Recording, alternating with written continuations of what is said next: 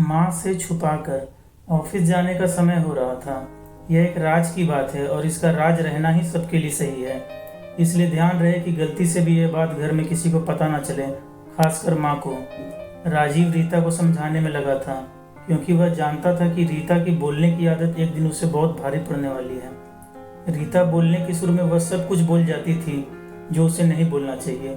पक्का ध्यान रखूंगी, तुम निश्चिंत रहो। राजीव मुस्कुराते हुए ऑफिस जाने की तैयारी करने लगा। रीता अपने माता पिता की इकलौती संतान थी। उसकी शादी के बाद वे दोनों बिल्कुल अकेले हो गए थे और अब उम्र भी उन पर हावी होने लगी थी। इसलिए गायत्री और सर्वेश जी ने रीता और राजीव की सहमति से उनके घर के बगल में ही फ्लैट ले लिया था, जिसके लिए राजीव ने भी 50,000 रुपये दिए थे। और राजीव जानता था कि सुनीता जी इस बात के लिए बिल्कुल तैयार नहीं होंगे कि बेटा अपने ससुराल में पैसे से मदद करे। अभी तो पास में रहने की बात से ही वे नाराज होने वाली थी।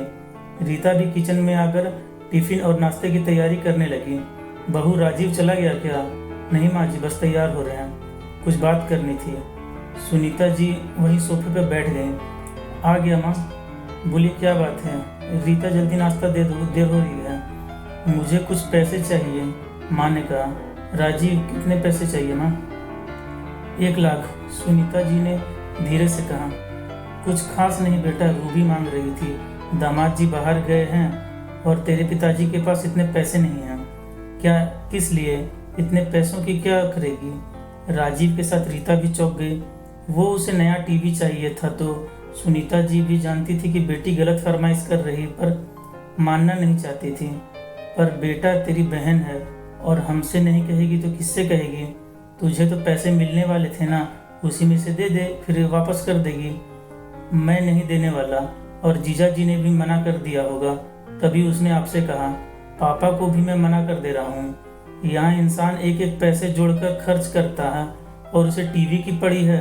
नहीं माँ, इन फालतू चीज़ों के लिए मेरे पास पैसे नहीं हैं, और जो थे खत्म हो गए। कहाँ खर्च कर दिए? बहू ने ही कुछ मंगाया होगा। तुम लोगों के खर्च सही और मेरी बेटी ने मांग लिया तो गलत। मैंने कुछ नहीं मंगाया माँ जी, और कुछ दिन में पापा मम्मी यहीं आ जाएंगे तो वे बिना कहे पैसे वापस कर देंगे। रीता ने अपने सुर में सब कुछ बोल दिया। राजीव ने अपना सिर पकड़ लिया और रीता को गुस्से से देखने लगा। मना किया था ना। कैसे पैसे? ये क्या चक्कर है? राजीव जानता था कि माँ छोड़ने वाली नहीं है, मजबूरन उसे सब कुछ बताना पड़ा।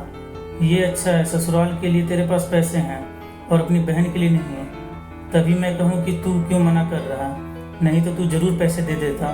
माँ, मैं पैसे नहीं देता, और जहाँ तक ससुराल में देने की बात है, वह ज़रूरत है माँ। दोनों लोग अकेले रहते हैं, कहीं कुछ हो जाए तो कोई देखने वाला भी नहीं है। यहाँ हमारे पास रहेंगे तो उनके लिए बहुत अच्छा है, और पापा जी ने कहा है कि वे पैसे वापस दे देंगे। आप रूबी को मना कर दीजिए, मैं निकल रहा हूँ। राजीव निकल गया। सुनीता जी भी चुपचाप देखते रह गई। मन ही मन वे जानती थी कि बेटा सही है, इसलिए विरोध न कर सकी, और उदास मन से बेटी को मना करने के लिए फ़ोन करने चल दी। रीता भी चुप सी रह गई। आखिर राजीव ने उसके ज़्यादा बोलने की गलती को नज़रअंदाज करते हुए सही मायने में उसका साथ दिया था। कुछ दिनों के बाद रीता के मम्मी पापा बगल वाले फ्लैट में रहने के लिए आ गए। अगर ये कहानी आपको पसंद आए तो चैनल को सब्सक्राइब जरूर करें। वीडियो देखने के लिए धन्यवाद।